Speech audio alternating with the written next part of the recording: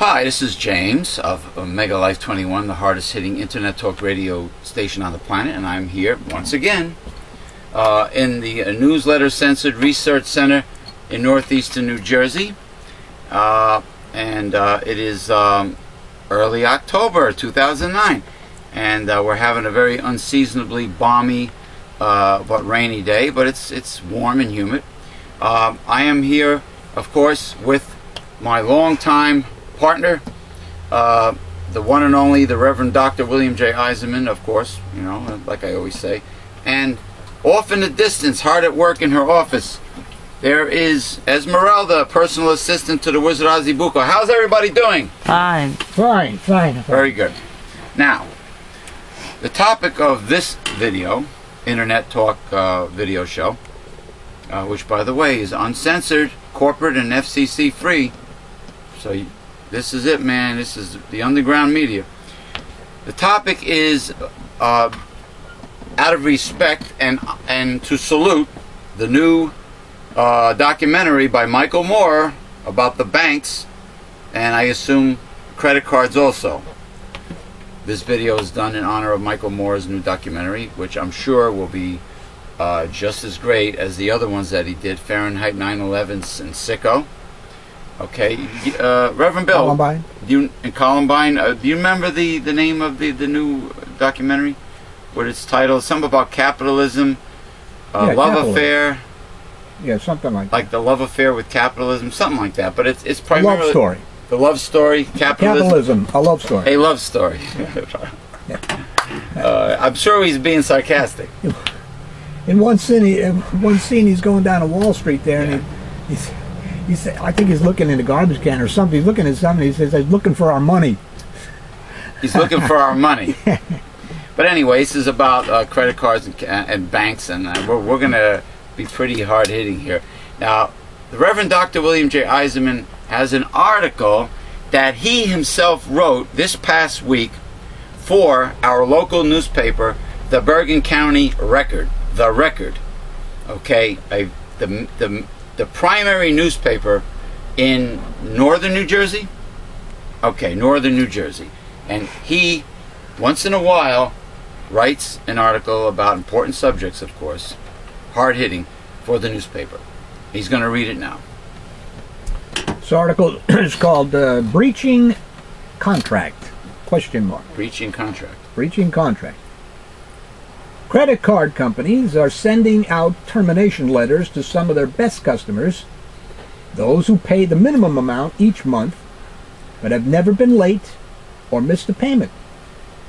The companies are cutting off access to further credit for these customers, but they demand that the customer must continue to pay his bill.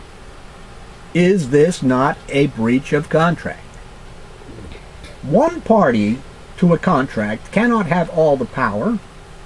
A contract is a meeting of the minds on an equal playing field. As it stands, the credit card companies have all the power. They can change the contract arbitrarily and capriciously anytime they feel like it. Does this not nullify the contract? You would think. Cannot then the customer refuse to pay the rest of his bill if his credit line is taken away in this manner? Our economy works on a credit basis. Credit is vital. Credit is too important to be left to corrupt and venal banks and finance companies. Credit card companies must be challenged by individuals and by appropriate legislation. If a credit card company terminates you for no good reason, then you should not be liable for your balance. Well, yeah, because a contract is a two-way street, isn't it, Reverend Bill? That's correct. I mean, when you get a business loan, or when you have any contract legally, produced with a qualified attorney. Supposing the Don showed up in your house, and he holds a gun to your head, and he says, "Sign this." Extortion. And the contract is everything for him. It's not a legal contract, No. but that's how the credit card companies do it. So when it comes to big business in the United States, they sort of reserve the right to change the rules and the laws at will. And of course, the right-wing conservative Republicans think this is peachy keen. And not only that, Fine and dandy. the right-wing conservatives on the Supreme Court of the United States also genuflect to big business rather than the person or the people. Genuflect? Genuflect is get on your knees. On your knees! Oh, on your knees. You know, like when you go into the Catholic On your knees? Church, they Well, sometimes that genuflect. could be a good thing, depending on what subject we're talking about, of course. I'm talking about credit cards. Oh, I'm sorry. Yeah, credit cards. We're not talking about anything Gardening. or Bill Clinton. Gardening, you have to be on your Lewinsky. knees. Oh, gardening? Oh, that's true. That's why you need knee pads. Well, you know, I never said that internet talk radio or video shows were a family show, you know. But anyway, remember, FCC free. Those bastards are not involved in this case. But anyway, what really is infuriating, you know, this is, just picture the scenario. You get credit cards, and let's say a person is irresponsible. They abuse them. They file for personal bankruptcy. What is that, Chapter 11?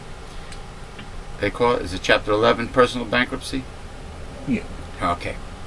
Then, all of a sudden, in the not too distant future, you start getting a pre-approved for this card, that card. for credit cards again in a short period of time after you went bankrupt and proved you were irresponsible. Now they're throwing more cards at you. And then when you have a card, they keep on sending you those checks. Oh, use them, yeah. Those credit card checks, and they really encourage you profusely to use the credit card checks that they keep on sending you.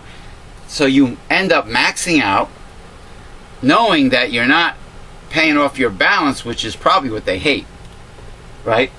Yes, that's why I said in that article that the person who only pays the minimum is actually their best customer. The best because customer. he's going to be with them for a long time. Probably forever. And they're going to make a lot of interest on him. Right. But someone who pays off their bill the next month, they're not too pleased with that. They kind of a don't want person. they don't want people that are too responsible. Exactly. That will and can, if you have a job in this country, so to speak, pay off the entire balance at the end of every month. So they want to keep you in debt, and they want you to go deeper and deeper in debt, But they don't want you to be able to get away with a new start, like we were able to do before this new bankruptcy law was created. In the old bankruptcy law, you had a new start, a brand new start. Yeah. Okay? Your house was safe, your car was safe, and you got a brand new start.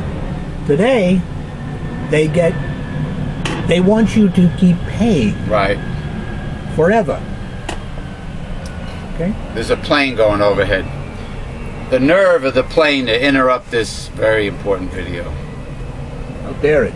Yeah, it's probably... How dare it get those people to their destination? It sounds like a big one headed for Newark International Airport. But Anyway. But remember one thing. Volume, please. Credit is very important in this country. Oh, yeah. Now, why should credit be allowed only to these big banks and things? And if they want to close up tomorrow, you're out of luck. Yeah. There's got to be some counterweight to these privatized entities that are giving you credit. And if you don't have much of a grace period before they start penalizing you. Because last year, like the banks with the checking accounts, like if you're overdrawn and you get hit with the $35 fee, but they don't give you too much grace there. Last year, banks made more on fees than they did on profits. Really? What a bunch of shysters. And what about the what was I going to say? Yeah, well, you're right about that. And hopefully I heard that Obama wants to change all this in terms of all those massive rip-off fees. Well, we should. Okay. We're going to have to take a break here.